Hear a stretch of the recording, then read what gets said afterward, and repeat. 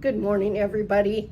It's good to be back again. I'm sorry I missed you last week. I was kind of under the weather, so my cold is great now, and so it's good to be back up and at 'em. Today, Sister Sharon Ann and I are leaving for a couple of days to go be with other religious orders, the leadership of other religious orders it's called LCWR, the Leadership Conference of Women Religious. So we get to be with some friends that we've known and get a time to pray together and share together and learn new ideas from each other. So that'll be great. It's up at the old Blue Cloud Abbey, which is now called the Abbey of the Hills. It's just a gorgeous place up there. Nice retreat center. So if you're looking for a nice retreat center besides ours, that's a beautiful place to go to. Today we celebrate or commemorate or honor Native American Day. And many of the states still celebrate Columbus Day, but because we have many reservations in South Dakota, our state has chosen to go with Native American Day, and we're very happy about that. So I think the thing is that this federal holiday offers us the opportunity to really get to know our Native brothers and sisters in a deeper way in order to create better relationships and to break down the divisions and barriers that have existed for many, many years. And it's kind of a sad thing. So now we can't go back and hit the rewind button, but what we can do is to change what we know now and to move forward. So in Native American mythology, Wakantanka, Great Mystery is what that stands for, is the supreme being and the creator of the Lakota Sioux. Sometimes called the Great Spirit, which is probably a more common term than Wakantanka. He is similar to the supreme beings found in the myths of other many North American peoples. The Lakota believe that the universe is governed by rhythms or patterns. Just even think about it, the seasons and how the time, it's not necessarily about chronological time. It's just how time passes. It's a very real thing for them. So it's rhythms or patterns, but more so than rigidity.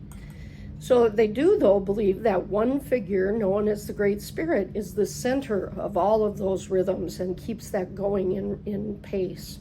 The Great Spirit could be said to be the Lakota equivalent of our idea of God. The Lakota people have 7 values, and this is so interesting because I did this from the perspective out of a Benedictine ear and eye.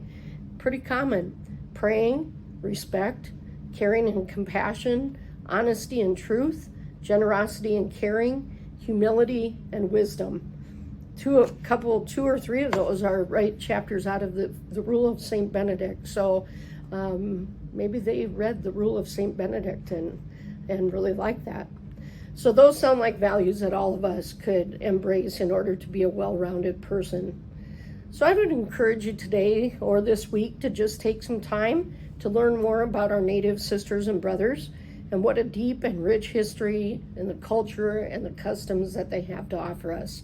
Today in Sioux Falls, I think there is actually a parade down one of the streets in the downtown Sioux Falls where there are going to be Native Americans there dancing, and I would love to be there, as a matter of fact, but I can't. So my questions for you for today are, what is your first memory of when you met a Native American? Was it a positive experience? Why or why not? And what is one thing that you have come to respect about their culture that you have tried to incorporate into your life?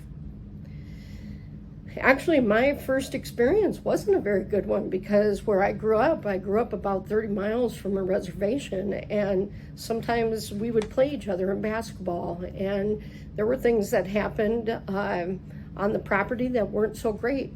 And so that's what you stick in your memory. But now I've had many, many more years. That was when I was influenced by peers when I was in high school, but I've had a lot of experience now to get to know them and their culture. So I have learned that one thing that I've really tried to take in for me is just how much they appreciate family. Family is very important to them, and they will go to the extent to be there for family. and community, being together in community with them, and just their sacredness of nature and being quiet and calm in nature and letting nature speak to you. So those are the blessings I guess I have received from studying or being around our brothers and sisters. So just as usual, I want you to know that we are praying for you. When I get home on Wednesday night, we start right away the next morning with our Mount Marty University Board of Trustees meeting. So it's going to be a full week this week.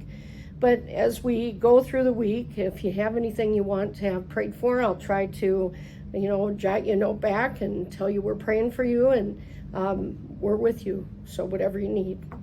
So I've taken a prayer from a Native American prayer to close with for today.